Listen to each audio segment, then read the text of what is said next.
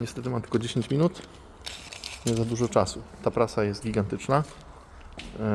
Jest tak.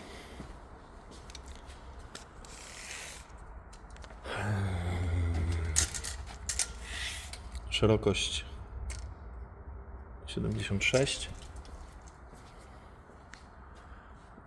To jest tak, taka dosyć duża jest ta konstrukcja ogólnie. Stopa ma wymiary... O Boże, ale to będzie roboty.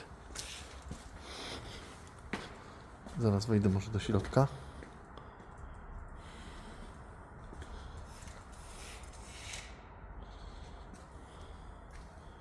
Czekajcie, czy to jest część... O nie, to jest inna maszyna, 122. Tylko tu jest prasa, dobra. O Jezu.